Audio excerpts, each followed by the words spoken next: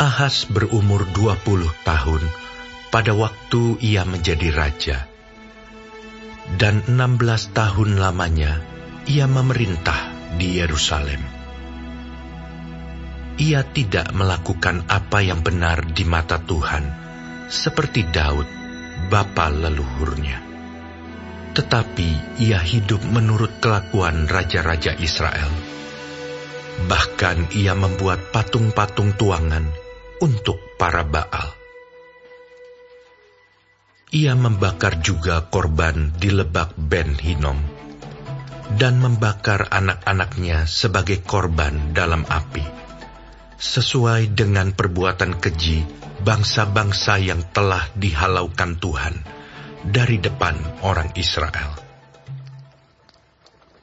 Ia mempersembahkan dan membakar korban di bukit-bukit pengorbanan, dan di atas tempat-tempat yang tinggi, dan di bawah setiap pohon yang rimbun. Sebab itu Tuhan Allahnya menyerahkannya ke dalam tangan raja orang Aram. Mereka mengalahkan dia dan menawan banyak orang daripadanya yang diangkut ke Damsyik. Kemudian ia diserahkan pula ke dalam tangan raja Israel dan mengalami kekalahan yang besar. Sebab dalam sehari Pekah bin Remalia menewaskan di Yehuda 120.000 orang, semuanya orang-orang yang tangkas, oleh karena mereka telah meninggalkan Tuhan, Allah nenek moyang mereka.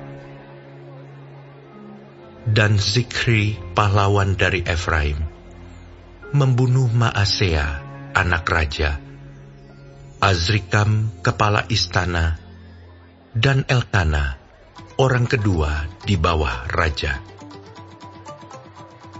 Orang Israel menawan dari saudara-saudaranya 200.000 orang, yakni perempuan-perempuan, serta anak-anak lelaki dan anak-anak perempuan. Mereka merampas juga banyak harta milik daripada orang-orang itu, dan membawa rampasan itu ke Samaria. Tetapi di sana ada seorang nabi Tuhan yang bernama Oded.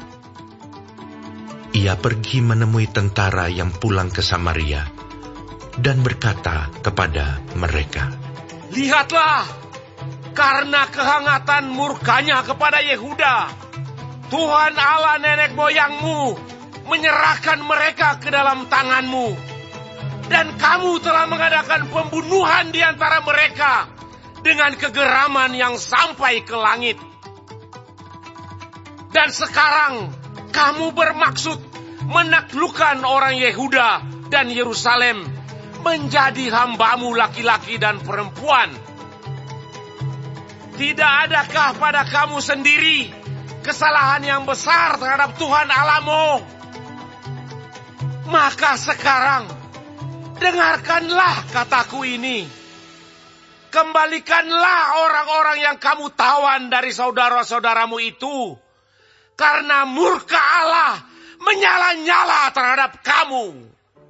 Lalu bangkitlah beberapa pemimpin Bani Efraim, yakni Azaria bin Yohanan, Berekia bin Mesilemot, Yehizkia bin Salum, dan Amasa bin Hadlai, menghadapi orang-orang yang pulang dari perang, dan berkata kepada mereka, "Jangan bawa tawanan-tawanan itu kemari, sebab maksudmu itu menjadikan kita bersalah terhadap Tuhan, dan menambah dosa dan kesalahan kita.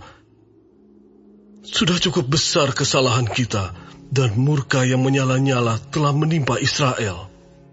Lalu orang-orang yang bersenjata itu meninggalkan tawanan dan barang-barang rampasannya di muka para pemimpin dan seluruh jemaah.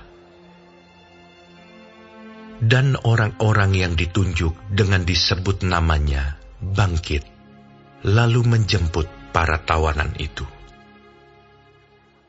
Semua orang yang telanjang mereka berikan pakaian dari rampasan itu. Orang-orang itu diberi pakaian, kasut, makanan, dan minuman. Mereka diurapi dengan minyak, dan semua yang terlalu payah untuk berjalan diangkut dengan keledai dan dibawa ke Yeriko, kota pohon korma, dekat saudara-saudara mereka.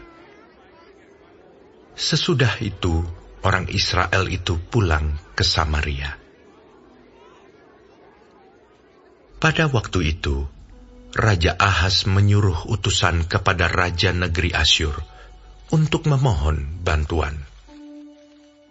Karena orang Edom telah datang pula dan mengalahkan Yehuda, serta mengangkut tawanan-tawanan.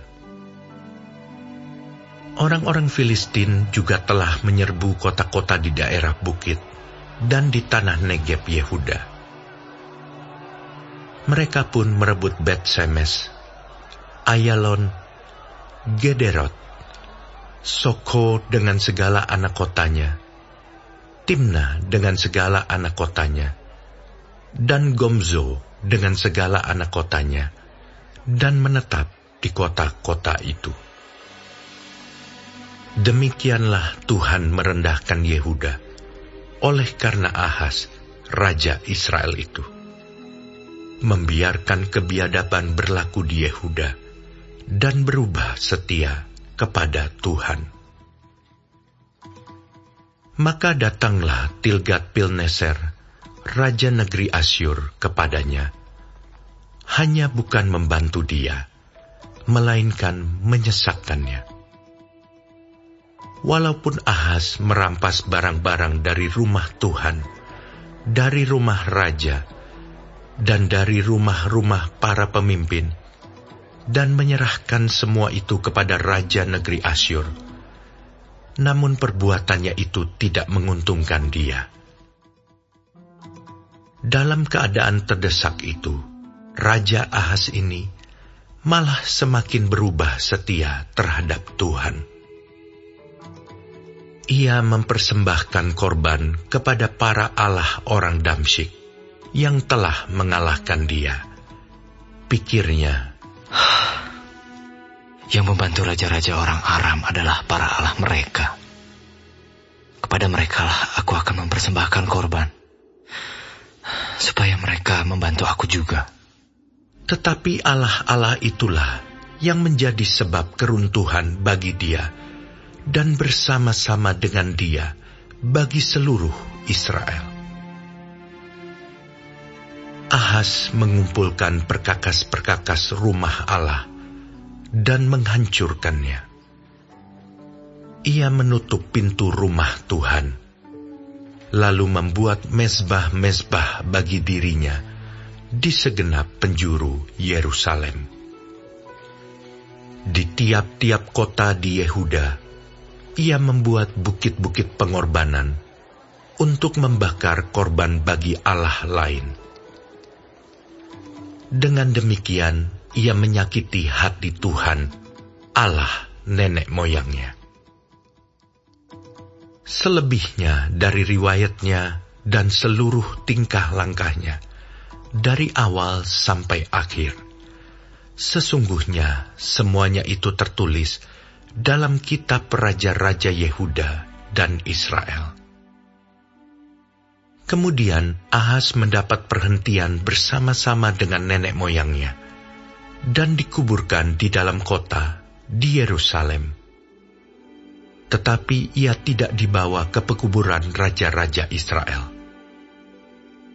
Maka Hizkia, anaknya, menjadi raja menggantikan dia.